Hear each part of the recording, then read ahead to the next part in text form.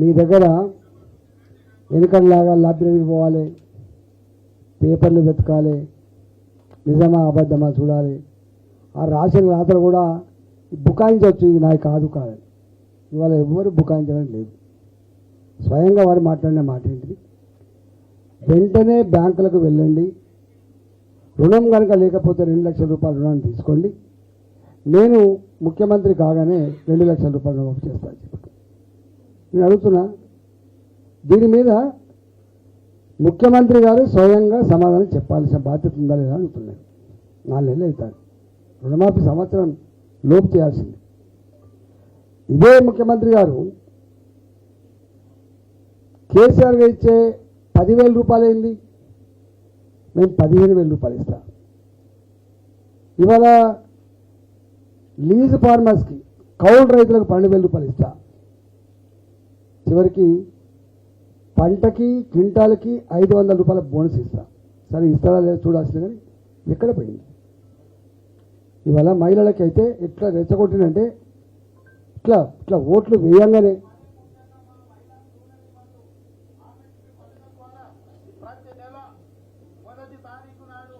ప్రభుత్వ ఉద్యోగికి జీతం వచ్చినట్టు 2,500 రూపాయలు వాళ్ళ ఖాతాలో పడబోతున్నాయి. 500 రూపాయలకి సిలిండర్ రాబోతుంది. అంటే నేను మీకు ఎందుకు చెప్తున్నా అంటే, మీ చేతుల్లో ఉన్న సెల్ ఫోన్లలో కూడా ఇవన్నీ నిక్షిప్తమై ఉన్నాయి. అందరికంటే ఎక్కువ ఇలాంటి సమాచారాన్ని నిక్షిప్తం చేసేటోళ్ళు మీరే, ఎందుకంటే రేపు టకటక వేయాలి కాబట్టి. నేను అనుకున్న ముఖ్యమంత్రి గారికి అనేక కష్టాలు ఎదుర్కొని వచ్చిన ముఖ్యమంత్రి కాబట్టి, అవమానాలు భరించి వచ్చిన ముఖ్యమంత్రి కాబట్టి, గత ప్రభుత్వాల దబాయింపుల్లో భంగపడ్డ ముఖ్యమంత్రి గారు కాబట్టి ఇవన్నిటికి విరుద్ధమైన పరిపాలన అందిస్తారని చెప్పి నేను కూడా భావించి 2,500 రూపాయలు మహిళలకి నెల నెల ఉద్యోగి ఎట్లా జీతం వచ్చిందో ఇస్తానని చెప్పింది. దాని మీద ఏమైనా ఊసెత్తున్నా, 2,000 రూపాయలున్న పెన్షన్ 4,000 రూపాయలు చేస్తా అని చెప్పింది. ఇవాళ ఎక్కడ దాని ఊసలేదు. కేవలం ఆ బస్సులలో ఉచిత ప్రయాణం అని పెడితే అంటే స్పేస్ సరిపోక ఇబ్బంది పడే స్థాయి తప్ప కొత్త బస్సులు లేవు, కొత్త కథ లేదు. ఇట్లా అనేక రకాల హామీలు ఇచ్చింది. ఇప్పుడు ఏం చేసింది మళ్ళీ అసెంబ్లీలో, నిజమే నీకు 2 లక్షల రూపాయలు మాఫీ చేస్తా అని చెప్పింది నిజమే, నీకు 2,500 రూపాయలు మహిళలకు ఇస్తా అన్నది నిజమే, ఆటో డ్రైవర్లకు 12,000 రూపాయలు సంవత్సరానికి ఇస్తా అన్నది నిజమే, కూలి పని చేసుకుంటే 12,000 రూపాయలు కార్మికులకు ఇస్తా అన్నది నిజమే, 500 రూపాయలు బోనస్ ఇస్తా అన్నది నిజమే. కానీ కేసీఆర్ చిప్ప చేతికి ఇచ్చిండు. ఏం పెట్టిండు అసెంబ్లీలో? వైట్ పేపర్, తెలంగాణ ఆర్థిక స్థితి మీద వైట్ పేపర్ పెట్టడమే కాకుండా దాని మీద చర్చ పెట్టి తెలంగాణ ప్రజలు చెప్పిండు, తెలంగాణ ప్రజలారా జీతాలు ఇవ్వడానికి పైసలు లేవు, అప్పుల కోసం పోతున్నాం అని చెప్పి కేంద్ర ఆర్థిక మంత్రి గారిని కలిసిండు, కేంద్ర హోంమంత్రి గారిని కలిసిండు, ప్రధానమంత్రి గారిని కూడా కలిసిండు. నేను కూడా అంటే నాకంత వాళ్ళంతా అనుభవం లేకపోవచ్చు, వాళ్ళంత నాలెడ్జ్ లేకపోవచ్చు, కానీ ఈ దేశంలో కేంద్ర ప్రభుత్వం అనేది ట్యాక్స్ డెవల్యూషన్లో కానీ, సిఎస్ఎస్లో కానీ, లేదా ఎఫ్ఆర్బి రుణాలలో కానీ ఇవన్నీ కూడా ఒక పద్ధతి ప్రకారం ఉంటాయి. ఎక్కడ అధికారం ఉన్న రాష్ట్రానికి ఒక రకంగా, వాళ్ళ పార్టీ అధికారం లేకపోతే ఇంకో రకంగా ఉండే ప్రసక్తే లేదు. అన్నిటి విషయంలో, పర్ క్యాపిటా ఇన్కమ్ డిస్ట్రిబ్యూషన్ విషయంలో, గ్రామ పంచాయతీ నిధులు వచ్చే విషయంలో, మున్సిపాలిటీలకు నిధులు వచ్చే విషయంలో ఇవన్నీ కూడా ఒక పద్ధతి ప్రకారం ఉంటుంది తప్ప దానికి విరుద్ధంగా ఎక్కడ ఉండదు. ఇవాళ వీరు ఎక్కడ కేంద్రాన్ని నిందించే ఆస్కారం కూడా లేదు. 3% ఉన్న ఎఫ్ఆర్బి రుణాన్ని 3.5% ఇవ్వండి, లేకపోతే ఇంకో పద్ధతి ఇవ్వండి, ఎక్కడ క్వశ్చన్ లేదు. అంటే మీరు ఏం చెప్పదలుచుకున్నారు? ఆర్థిక వ్యవస్థ కుప్పగూలిపోయింది కాబట్టి, కేసీఆర్ గారు చిప్ప చేతికిచ్చింది కాబట్టి ఈ స్కీములన్నీ అమలు కావు అనేది ఒకటి చెప్పారు. మళ్ళీ ఇప్పుడేం చెప్తాను, మీరు కనుక 17 ఎంపీ సీట్లలో 17కి 17 మాకే గెలిపియండి, అంటే కాంగ్రెస్ పార్టీ గెలిపియండి, రాహుల్ గాంధీ గారు ప్రధానమంత్రి అవుతారు, మేము ఇవన్నీ సమస్యలు పరిష్కరిస్తాం. ఈ దేశంలో ఉన్న పార్లమెంట్ సీట్లు 543 అనుకుంటా, 543. 543 పార్లమెంట్ సీట్లలో ఇప్పుడు మీకున్న సీట్ల సంఖ్య 40 ఉండొచ్చు.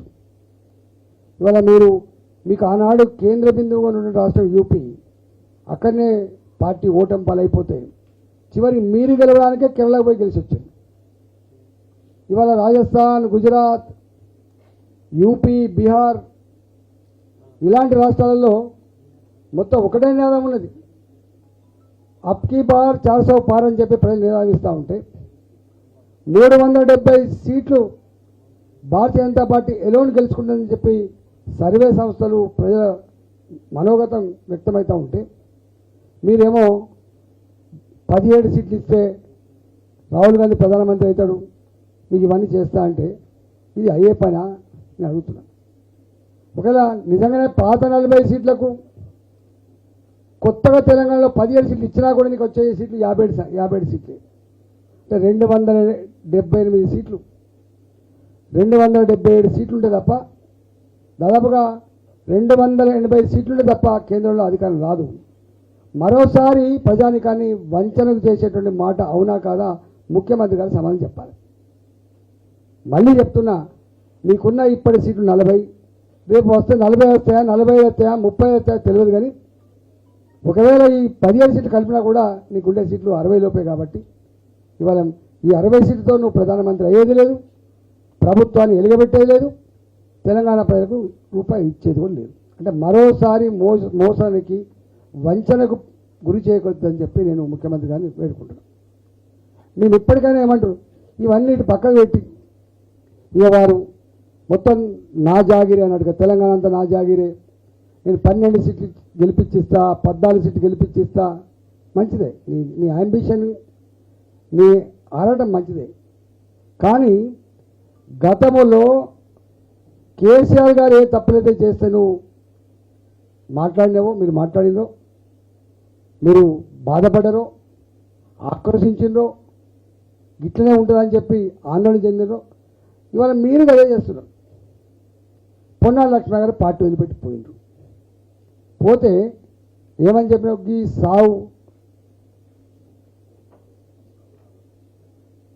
ఈ సావుదలకు వచ్చిన మీరు, అన్ని పదవులు అనుభవించిన మీరు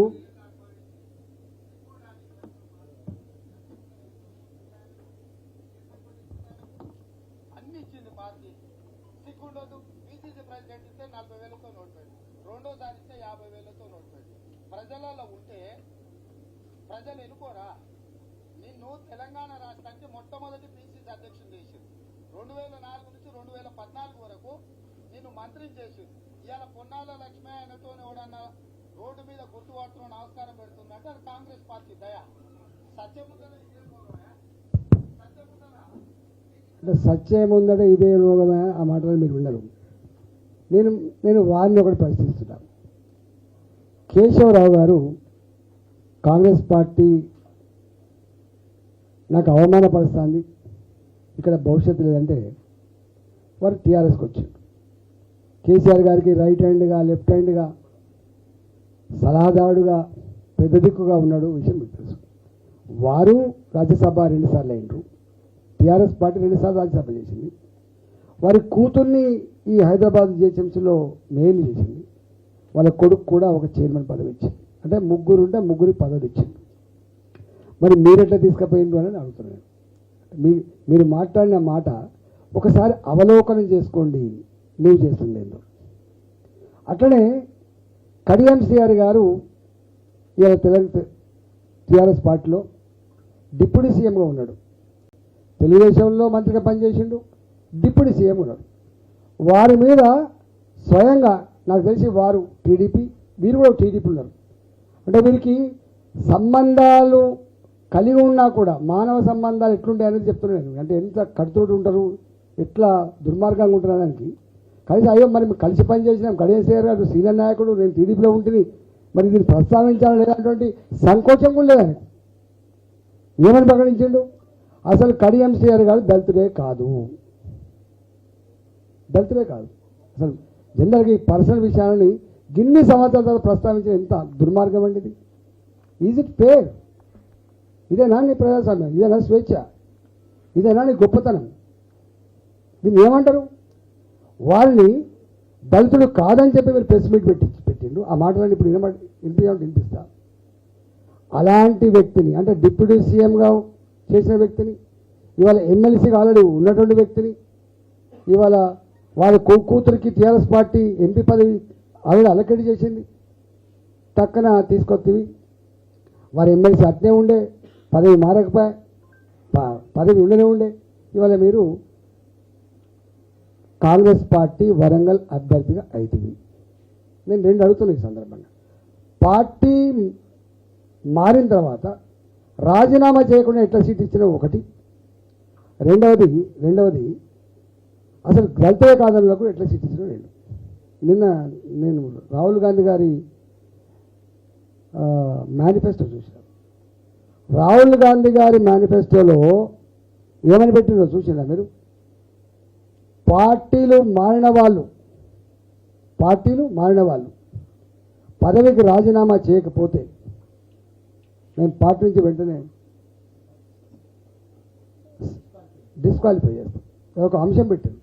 పాపం ఆనాడు రాజీవ్ గాంధీ గారే గొప్పగా ఆలోచన చేసి ఈ అయారామైంది, గయారామైంది, ప్రజాస్వామ్యం ఒక పార్టీలో గెలిచిపోయింది, ఇంకో పార్టీలో పోవుడైంది, ఈ అవమానమైంది, ప్రజాస్వామ్యం గిన్ని సంవత్సరాలు కూడా గిట్లా అస్పష్టంగా ఉంటుందా, అసహించుకుంటున్న పైలు అని చెప్పి పాపం రాజీవ్ గాంధీ గారే యాంటీ డిఫెక్షన్ లా తెచ్చింది.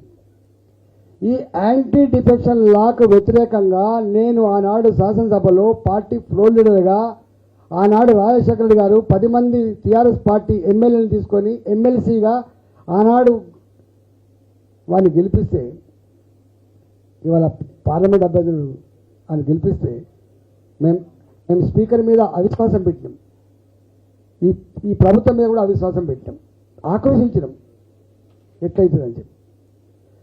ఆనాడు ఆక్రోశించిన పార్టీలో ఉన్న నేను, తలసాని శ్రీనివాస్ యాదవ్ గారు తెలుగుదేశం గెలిచిండు, వచ్చిండు, మంత్రి అయిండు. ఇవాళ అట్లనే సబితా ఇంద్రారెడ్డి గారు వచ్చిండ్రు, గెలిచిండ్రు కాంగ్రెస్ పార్టీలో, ఇలా మంత్రి అయిండు. నేను అడుగుతున్నా, మరి రాజీవ్ గాంధీ గారేమో యాంటీ డిఫెక్షన్ లా తెచ్చిండు, రాహుల్ గాంధీ గారేమో ఇంకొక అడుగు ముందుకేసి యాంటీ డిఫెక్షన్ లా ఉండగా కూడా చట్టాన్ని చట్టబండలు చేస్తూ ప్రజాస్వామ్యాన్ని అవమానపరుస్తుందని చెప్పి భావించి బాధ్యత మేనిఫెస్టోనే ఈ మాట పెడుతున్నాడు. యాంటీ డిఫెక్ట్ అసలు పార్టీలు మారవాలని సస్పెండ్ చేసి పడతామని చెప్పి పెడుతున్నారు. మరి మీరు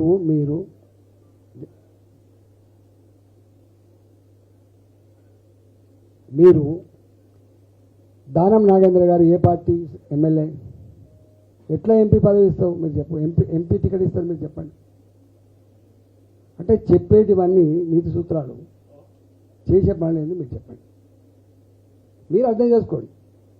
ఈటల రాజేంద్ర గారు ఏది పదార్థం మాట్లాడుతున్నాడు, ఈటల రాజేంద్ర అంటాడు ఏది పదార్థం ఎప్పుడు మాట్లాడు, ఆధారం లేకుండా, ధర్మం లేకుండా, ఎవిడెన్స్ లేకుండా ఎప్పుడు మాట్లాడు, ఎవరు కించపడతాడు. కానీ అబద్ధాలతో చలామణి అయి ఇంకా గొప్పవాడిగా నువ్వు చలామణి అయితే మాత్రం ఇది నడవదు. ఇవాళ మల్కాయికి వచ్చిండు, మల్కాయికి వచ్చి ఈ ఈటల రాజేంద్రకి ఏం సంబంధం, గిడ ఏం సంబంధం ఉంటుంది? ఇవాళ ఈ రాష్ట్రంలో పొత్తుల సర్దిగా తెలంగాణ బిడ్డగా ఆయన అంటారా నన్ను అంటారా, ముఖ్యమంత్రి అంటారా నన్ను అంటారా, మీరు చెప్పండి. ఆదిలాబాద్ నుంచి మొదలుపెట్టి అలంపూర్ వరకు, భద్రాచలం నుంచి మొదలుపెట్టి పరిగి వరకు ఏ ఇంటికి పో అన్న బాగున్నావా అంటారు. ఆయన బాగున్నాడు, ఆయన వచ్చినట్టు చిన్నపిల్లలు కూడా టక్కన ఒక ఫోటో దిగుతాను నాతోటి. నేను ఏదో మల్కాయిలో పోటీ చేస్తున్నాను, మీరు కూడా పోటీ చేసి కొడంగల్లో ఓడిపోతే ఏదో ప్రశ్నించే బిడ్డట అని నువ్వు చెప్తే నీకు మంచిగా ప్రజాస్వామ్యంలో బ్యాలెన్స్గా ఉండాలని చెప్పి నేను గెలిపిస్తే ఎన్నడూ రాలేను, నీకు సంబంధం లేదు, ఏ ఎన్నికలు కూడా గెలిపించలేకపోయినరు, జేహెచ్ఎంసీ ఎన్నికలనే గెలవలేదు నువ్వు. గెలిపించలేకపోయినరు. ఎమ్మెల్యే ఎన్నికలని మొన్న ఒక్క సీటు కూడా గెలవలేకపోయినరు. ఇవాళ మీరు అంటారుగా అంటే ఇది నా సీటు అందరికంటారు ఉంటు కదా, మరి ఈటల అందరూ ఓడిపోవాలి, బయట 2 సీట్లు గెలిచిన ఓడిపోయిన పడగా ఇక్కడ మాత్రం గెలవాలి కాంగ్రెస్ పార్టీ అంటాడు. అరే ఇది ఎవరి జాగిరా? ఇది పెద్ద పార్లమెంట్ సీటు. ఆనాడు మీరు భంగపడి బాధపడి భిక్ష పెట్టమని చెప్తే ఆశ్రయించిన నియోజకవర్గం మల్కాగిరి, చైతన్యవంతమైన నియోజకవర్గమే కదా వచ్చింది మీరు. అట్లా ఇవాళ అట్లా వచ్చినటువంటి మీరు ఎన్నడూ ₹1 పని చేయకపోతుంది, ఎన్నడూ ఆ ప్రజల సమస్య తీర్చే ప్రయత్నం చేయకపోతుంది, ఎన్నడూ ఆ నియోజకవర్గానికి వచ్చిన పని చేయకపోతుంది. దానికి ప్రతిగానే జిహెచ్ఎంసీ ఎన్నికలు వస్తే గెలవపోయి, ఎమ్మెల్యే ఎన్నికలు వస్తే గెలవపోయి, ఇప్పుడేమో ఈటలాలకు ఏం సంబంధం అంటివి.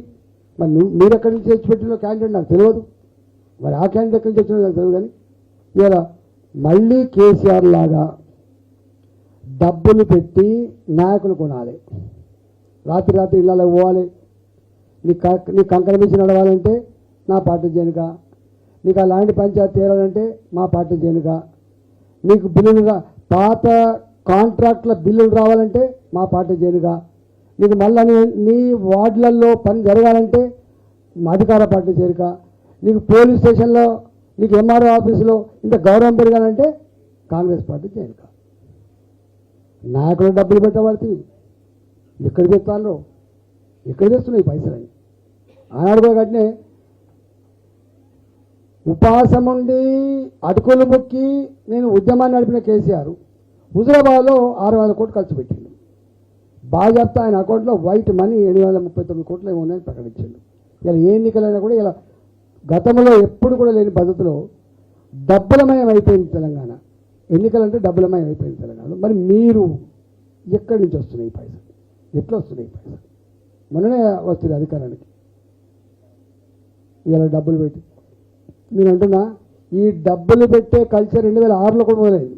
రాజశేఖర్ గారు కరీంనగర్ ఎన్నికల్లో కేసీఆర్ గారిని తెలంగాణ ఉద్యమాన్ని బొడిగపించాలని చెప్పి 100 కోట్లు ఖర్చు పెట్టింది. ఆ కాలంలో 100 కోట్లు ఖర్చు పెట్టిన కార్యకర్తలు నాయకులను మొత్తం అంగట్ల సరుకులాగా కొని తీసుకుపోయినా, చిట్టులు రాసిచ్చే వాళ్ళు లేకపోయినా, పోలింగ్ బూతులలో కూర్చునే వాళ్ళు లేకపోయినా కూడా 2,06,000 మెజార్టీతో గెలిపించిన చైతన్యం కరీంనగర్లో మీకు గుణపడడం కావాలి.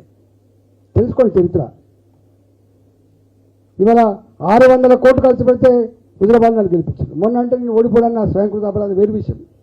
హుజరాబాద్ ఓడిపోయాను, నేను గెలిచిన చెప్తానండి. కానీ ఇవాళ మీ దగ్గర కూడా ఒక మల్కాగిరిలో నీ మీద కూడా పెట్టిండు, కానీ నువ్వు గెలిచినావు, మీరు గెలిచిండు.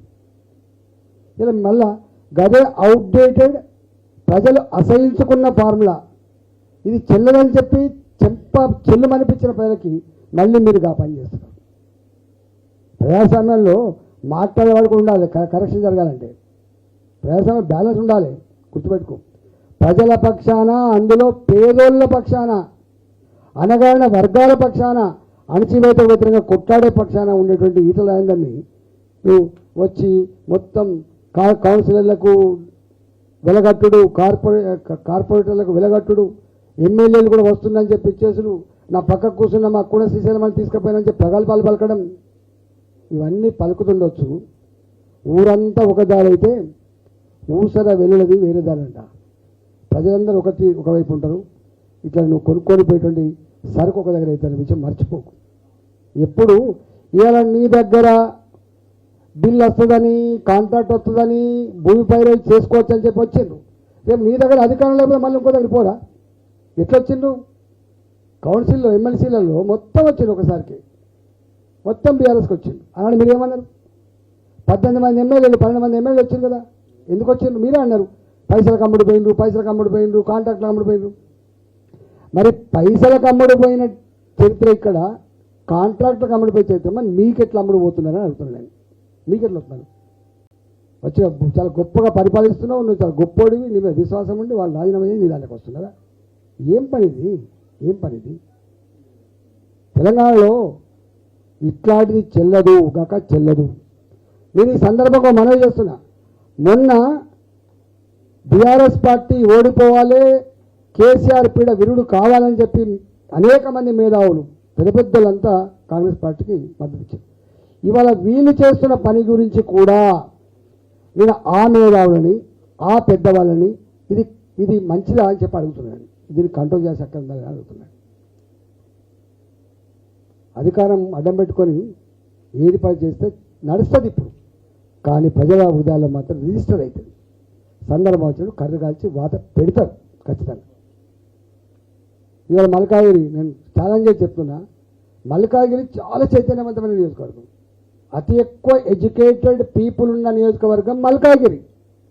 ఎప్పుడు అనేది తెలంగాణ ఉద్యమంలో మేము ఎక్కడ సేఫ్ ఉన్నామంటే, విశ్వవిద్యాలయాలు ఎప్పుడైతే తెలంగాణ ఉద్యమాన్ని ఎత్తుకున్నాయో అప్పుడు మేము సేఫ్గా ఉన్నాం, ఎందుకంటే చదువుకున్న వాళ్ళు. ఇలా మల్కాగిరి కూడా మినీ ఇండియా, ఉద్యోగులు అక్కడనే సెటిల్ అవుతారు, రిటైర్డ్ ఉద్యోగులు అక్కడనే సెటిల్ అవుతారు, ఎక్స్ సర్వీస్ మెన్లు అక్కడనే సెటిల్ అవుతారు, రైల్వే ఉద్యోగులు అక్కడనే సెటిల్ అవుతారు, దేశం నలుమూల నుంచి వెళ్ళి ఇక్కడ పని చేసే వాళ్ళు ఇక్కడనే సెటిల్ అవుతారు, వ్యాపారం చేసుకున్న వాళ్ళు అక్కడే సెటిల్ అవుతారు. Newly expanded city. Even Telangana వ్యాప్తంగా ఉన్నటువంటి పొలిటికల్ లీడర్ కూడా ఆ ఊర్లో ఒక ఇల్లు ఉండి మళ్ళీ ఇక్కడ పిల్లలు చదివించుకోండి, ఇక్కడ సెటిల్ అయితే ఇక్కడ వాళ్ళకు ఇల్లు ఉంటుంది, గుర్తుపెట్టుకోండి. గట్లాడి నియోజకవర్గంలో మీరు వచ్చి తోడేలు, మా గొర్రెల మందమే తోడేలు పడ్డట్టుగా ఇళ్ళలో వాళ్ళకు వీలగట్టి వీళ్ళకు వీలగట్టి ఏం చేస్తారండి? ఇది అవుతుందా?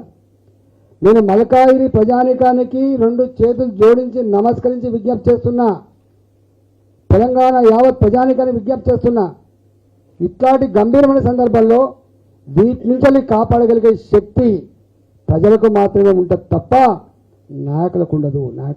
నేను ఆఫ్టర్ ఆల్ ఒక మనిషిని, నేను వాళ్ళతో కొట్లాడి పెట్టుకుంటున్నా. గమనించండి, ఓటు మీది, ఓటు హక్కు మీది, ఏచికలు మీరు, వాళ్ళు కాదు. పార్టీలు ఏ ఓట్లు కేవలం అమ్ముడు పోయిన నాయకులు మాత్రమే వేరు, గుర్తుపెట్టుకో. వాళ్ళు ఎత్తున గెలవను. ఇవాళ నేను ఒకటే విజ్ఞప్తి చేస్తున్నా, మల్కాగిరి ప్రజలారా, ఇట్లాంటి ఈ గంభీరమైన సందర్భంలో గతాన్ని తలుచుకొని ఇవాళ మన కర్తవ్యం ఏందో నిర్దేశించుకొని, ఇవాళ మోడీ గారి గురించి నేను చెప్పాలంటే గంట చెప్తాను, లోతులోకి పోను. ఇవాళ దేశం సురక్షితంగా సుభిక్షంగా ఉండాలంటే నా హైదరాబాద్లో పేలిన బాంబుల మోతలు, సాయిబాబా టెంపుల్, దిల్సుఖ్ నగర్, లుంబిని పార్క్, గోకుల్ చాట్, ఇవాళ జమ్మూ అండ్ కాశ్మీర్లో పేలే బాంబులు, దూసుకొచ్చే తుపాకీ తూటాల మూతలు లేని ఒక ప్రశాంతమైన జమ్మూ అండ్ కాశ్మీర్ వచ్చింది. ప్రపంచ చిత్రపటం మీద భారత గౌరవాన్ని ఆవిష్కరించిన నాయకుడు మోడీ గారు. ఒకనాడు పాస్పోర్ట్ ఇవ్వలే అమెరికా, వీసా ఇవ్వలే అమెరికా. ఆనాటి భారత రాష్ట్రపతి అబ్దుల్ కలాం అవమానించిన అమెరికా రెడ్ కార్పెట్ వేసి స్వాగతం పలికి వాళ్ళ సెనేట్లో మోడీ గారు మాట్లాడుతున్నాడు. 10 నిమిషాలు లేచి చప్పట్లు కొట్టుకునే స్థాయి భారతదేశం సంతరించుకునే విషయం మనం మర్చిపోకండి. ఒకప్పటి first world war, second world వార్లో 2 కూటములు, ఒక కూటమి నాటో, ఒక కూటమి Warsaw. 1 led by America, 1 led by USSR, Russia. అంటే ఇప్పటిదాకా ప్రపంచంలో 2 డివిజన్లు ఉండే, ఒకటి అమెరికా లీడ్ చేసే డివిజన్, ఒకటి రష్యా లీడ్ చేసే. అలాంటి ఈ ప్రపంచంలో రష్యాకు ఉక్రెయిన్కు యుద్ధం వస్తే మా యుద్ధ సమస్యను పరిష్కరించి ప్రశాంతం నెలకొల్పామని చెప్పి జూలైలో వస్తారా, ఆగస్టులో వస్తారని చెప్పి మోడీ గారికి 2 దేశాల ఉత్తరాలు రాసింది. That is India today. నా 75 సంవత్సరాల ఈ స్వతంత్ర భారతదేశంలో కంప్యూటర్ యుగం అని చెప్పే ఈ దేశంలో, రాకెట్ యుగం అని చెప్పే ఈ దేశంలో, చంద్రమండలం మీద అడుగు పెట్టామని చెప్పి గప్పాలు కొట్టుకునే ఈ దేశంలో నా సగటు ఆడబిడ్డకి గ్రామాలలో టాయిలెట్ లేదు.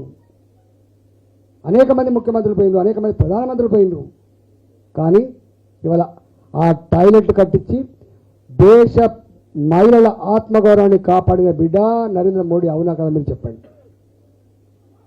ఒక రామ మందిరమే కట్టలే మోడీ గారు. Make in India, made in India ఏంటిది అది?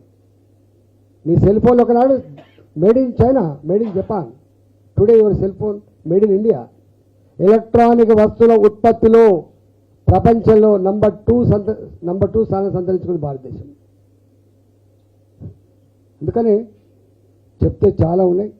నేను ఒక్కటే విజ్ఞప్తి చేస్తున్నా, ప్రశాంతత, ధర్మం, న్యాయం, ప్రజాస్వామ్యం అభివృద్ధి ఇవన్నీ కలగలిపి నడవాలంటే భారతీయ జనతా పార్టీని గెలిపించండి, నరేంద్ర మోడీ గారిని ఆశీర్వదించండి, నన్ను ఆశీర్వించమని చెప్పుకుంటూ సెలవు. నమస్కారం.